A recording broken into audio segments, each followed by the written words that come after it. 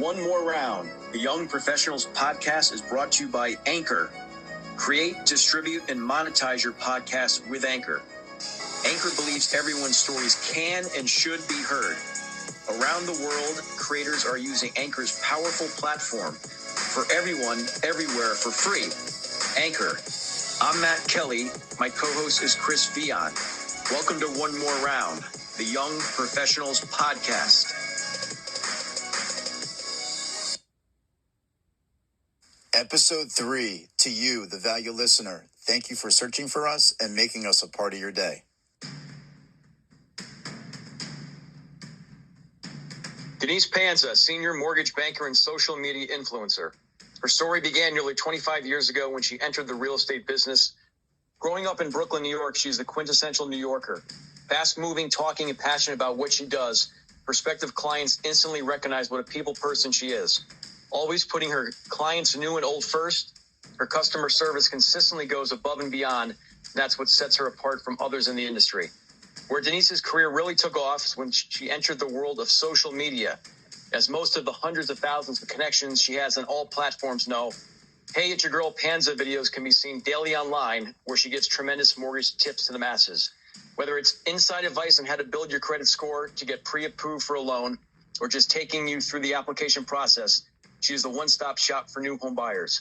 Denise will help the younger professionals thinking about a career in real estate and sales on how to break into business, stay consistent with your commissions, and most importantly, inspire others with a passionate, upbeat, energetic attitude to always go one more round. Take us back to the start. How did you end up in the mortgage business? Was that always an ambition of yours? Actually, I went to college in Boston, right, at Northeastern University, and to study criminal justice because I wanted to be PI Panza. True story. And then I kept on failing this one criminal justice class, like one too many times. And Northeastern is a 5-year school to begin with because they have the co-op program. So I thought, if I don't want to be here for 7 years, I need to switch gears. So I switched gears and I decided that I wanted to be a teacher, but in the inner city, kind of still sticking with that whole, I don't know, not that, I just wanted to be in that field. I wanted to be in the inner city. I wanted to help. Sure. So I graduated college with my teaching degree, kindergarten through 6th grade. And here I am thinking this is what I'm going to do and retire in 35 years.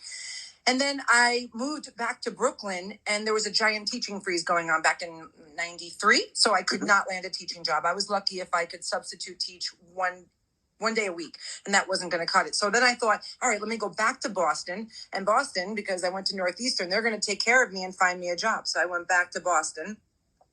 And then Denise got pregnant at 23. And then I'm like, oh my gosh, how am I going to do this? And because I did not nail a teaching job still at this point. So I decided to come back to New York because then as a single mom with a little boy, I needed help. So I came back home. My mother lives in New York. And that's when I just needed to open up the newspaper and just grab the first job out there, making like $8 an hour. And I just grabbed it.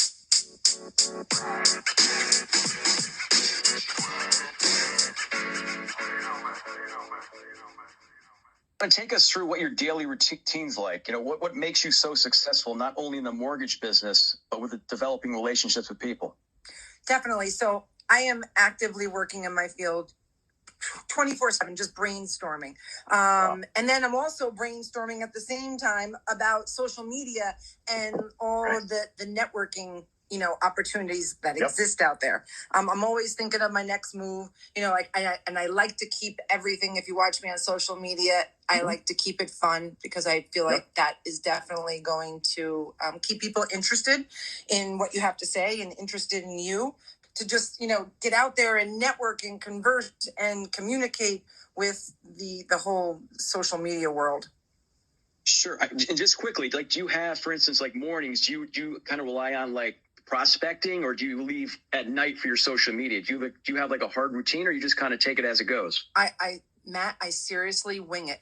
When something hits me, I just run with it. I wish I could be like that. I wish I could say, all right, Denise, social media time from, 9 to 10 a.m. with your cup of coffee. But no, it's just when it hits me. And it might not even be working at home. I might be out on the road, and all of a sudden I'm like, all right, let's do a post. Let's do a video.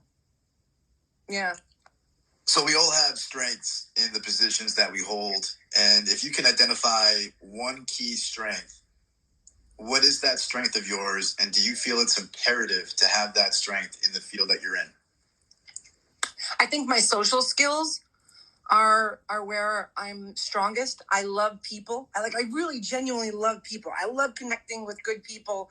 I just want to talk to everybody and anybody. And yet, but for me in my business, because all I do is talk to realtors and attorneys and buyers, and I have to socialize, and that's where I think my strength is.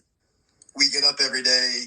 We always strive to have a great day at work, but we always face specific customer challenges, certain situations. How do you handle and overcome difficult client situations? Is there a specific approach or methodology that you use? I know for me personally, when I'm being a difficult person to someone, whether it's an airline, that I feel that, because everyone, it happens, right? People are just, you're having a bad day. You don't know what the next person is going through. I think with kindness, you have to just kind of be kind. And I just like to be kind and be a problem solver.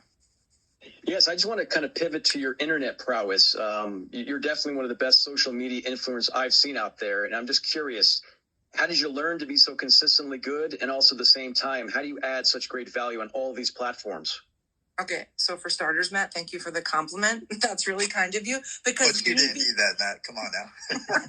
No, really, because being a consistently good, social media person was never my plan. It was never what I was aiming for. My goal was just to connect with others on social media sites. Well, first of all, social media lets me be creative, and it lets me be Denise Panza, which is so fun. And then from there, I just get to just meet people again from all over. So I think for me, it's also a challenge. Like I want to, not that I want to get more views on the next video, but it's something I'm an empty nester now, right? So my kids are gone. This is the first time in my life, and I need something to keep me busy. So my social media, the interaction with folks out there is like my third child now.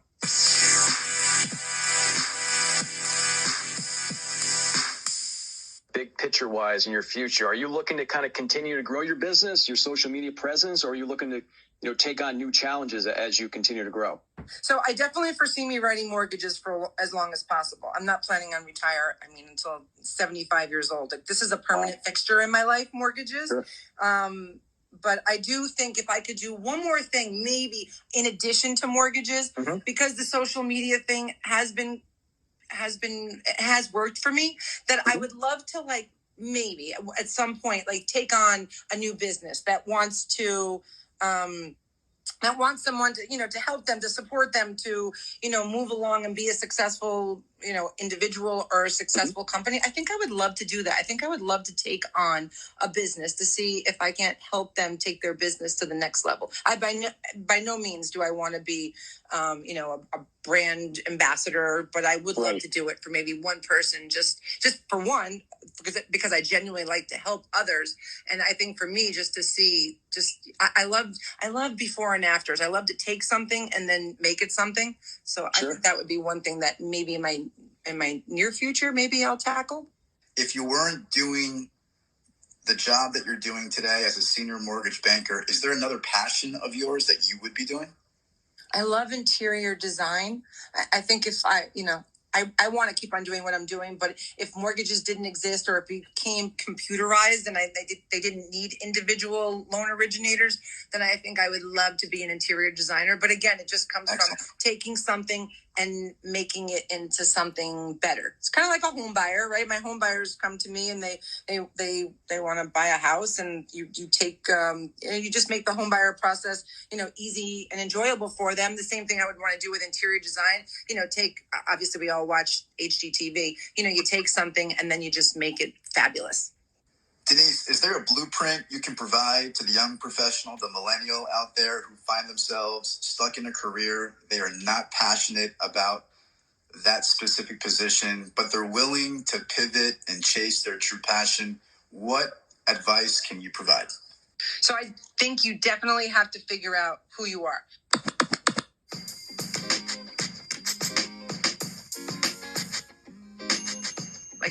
son.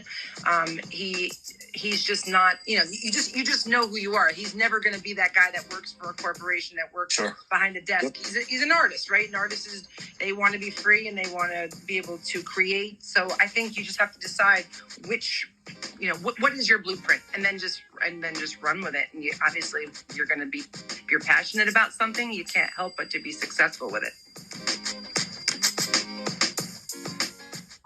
Denise, last name Panza, making homebuyers' dreams come true. Thanks.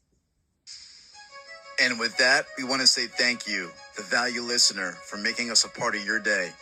For you to carve out some time for us, it's truly a privilege. One More Round, the Young Professionals podcast, is brought to you by Anchor. Create, distribute, and monetize your podcast with Anchor today for free. We're all going to get knocked down in life. Just make sure you get up and get back in the fight. Until next time, keep punching.